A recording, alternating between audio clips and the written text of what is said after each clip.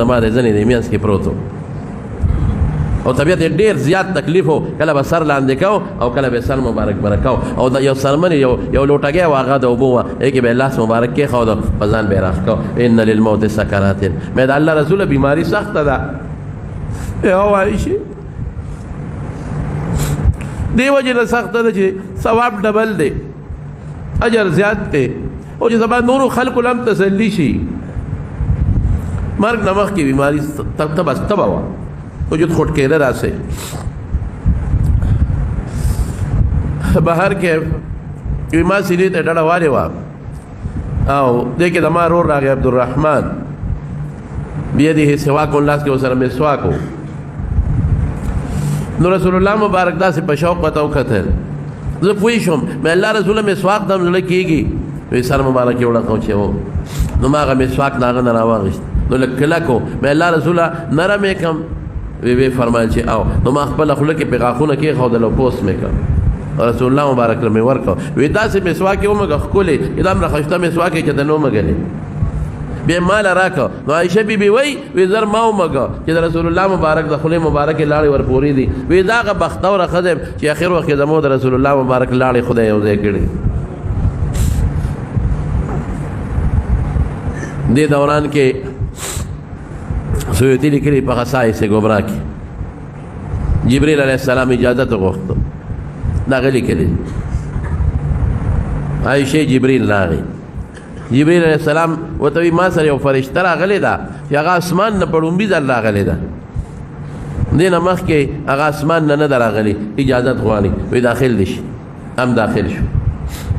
فرشته ورته وایي چې زه خو راغلی یم الله تعالی اختیار درکړی دی د دنیا ژوند دې خوښ دی که الله له ځئ دنیا دې خوښه ده که الله ملاقات دې خوښ دی اوس پیغمبر له دا یو قانون دی چې الله پیغمبر له د مرګ وخت اختیار ورکوي دا د هغې یو عزت دی نور پیغمبر ته چې وایي خدای له ځئ که دنیا پیغمبر په دنیا بیا څه کوي نو رسول الله مبارک حضرت جبریل ته داسې نیغ وکتل د مشورې په توګه ملګری دی که داسې ورته یې وکتل نو جبریل علیه السلام ورته وایي چې اختیار خو تا له الله درکړو ان الله یتشوق الی لقائک خدای پاک ستا ملاقات ته ډېر شوق کې دی نو اوس خو هغه د خپله رسول الله مبارک فرمایل اللهم الرفیق الاعلی اے الله ته زما لوی ملګری وی زه پوه شم چې اختیار میلاو شو مونږ یې هغه وخت نه کړو او الله یې خوښ کړو او فرشتې دوی امضل امریکا کار دې چالو کا عایشه بیبي فرمایي نور پوه نه شو دا نیمه آیات یې ولوسته اشهد ان لا اله الا الله ان للموت سکرات دا ګوته مبارکه اسمان ته اوچته کړه اللهم رفيق الاعلى اللهم على الذين انعم الله عليهم من الصديقين والنبيين والصديقين والشهداء والصالحين وحسن اولئك رفيقا اذا قلت مبارك اوچته کړه یو خوشبو به محسوسه کړه نور پوه نه شو لاس مبارک اخته روح لاړ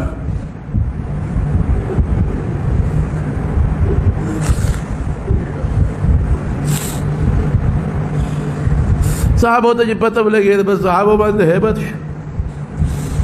حضرت علي بېهوشه شو او بېهوشه دی حضرت عثمان رضی الله عنه چاړه شو حضرت عمر فاروق رضی الله عنه دماغ ودانګ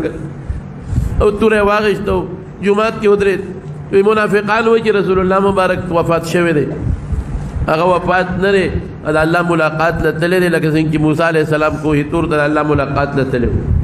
او راځي به کم منافقین چې وایي چې د رسول الله مبارک وفات دی زما په دې توره به دې سر وایي او که چا نه مې واورېدل چې رسول الله مبارک وفات دی زه پوه شه زما توره پوه شه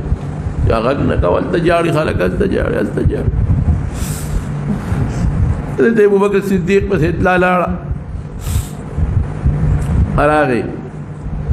چې راغی نیغ په رسول الله مبارک کوټې ته ننوت یو څادر په حضرت جبریل اچولی و څادر یې اوچت کړ چې اوچت یې کړ رسول الله مبارک باندې ور پرېوت ښکل یې کړ وصفية وخليلة طبت حيا وميتا إذا ما أخوك مرقري إذا ما أخوك لتوستا فجون سخولي وپمر سخشتے نوح نبوتو کا دغنو پتندی باندې خول کا او بار روت دا ګل ورځ وه تقریبا 10 بجې ټیمو بار چې راووتنو عمر ته ویې کښېنه هغه نه کښېناستی ده هلته محراب کې ودرېد اعلان یې وکړ من كان يعبد محمدا فإن محمدا قد مات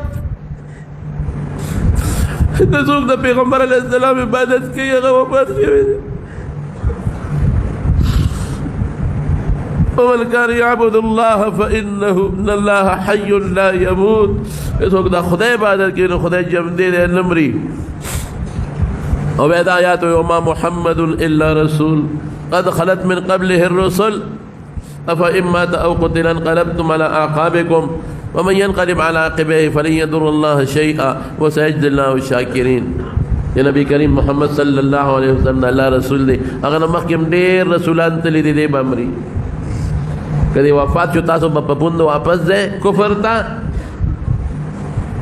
بس خلک پوه شو صحابه وایي د آیت خو مخکې نه نازل و موږ به مانځه کې لوستو خو ير شوی مو بس ټولو خلکو د آیت په خولې لګیا دی وایي د مارونو لویه صدمه وه لږه نه وړه نه حضرت انس وایي په کومه ورځ چې رسول الله مبارک مدینې ته راغی هر شی روښانه و او په کومه ورځ چې رسول الله مبارک دنیا نه لاړ زموږ لاسونه لا د هغه د قبر په خاورو کې لیت پیت و چې هر څه تیار و بیا هغه رڼا نه وه کومه رڼا چې به موږ لیده دغه ورځ هم تېره شوه ځکه جنازه به درېو کسانو کوله چا وې مدینې مقبرې ته قبرستان ته وړو چا وې شام ته وړو حضرت ابوبکر صدیق په ما د رسول الله مبارک نه اورېدلي چې کوم ځای خدای پیغمبر نڅا وویسته دغه ځای ولا خدای خوښ کړي هم دلته یې دفن کوو نو هغه ځای نه بستره مبارکه اخوا کړل دی ولا قبر وکړه او د چهارشنبې شپې ته دفن شو ځکه دوه درې کسه متلل او جنازه به کول آخري جنازه حضرت ابوبکر صدیق کړې غسل ولا حضرت عباس ورکړی دی تریو دا غزوې د قسم او فضل ابن عباس اسامه ابن زید دا وسره و انصارو کې یو کس وسره و دی ولا غسل ورکړی دی غسل چې ورکاو وی جامې ته لري کو غسل ورکو کسره د جامو ورکو یو غیبی आवाज د کوټې د ګټ نه راغی چې رسول الله مبارک سره د جامو سره لمبه وی جامې بدل ورکوي یا چې کله دفن شو چهارشنبې په شپه حضرت انس وایي موږ سره خاورې واړولې بار روانو چاریاد را سره وې حضرت فاطمه ولاړه وه موږ لار کې ولاړه وه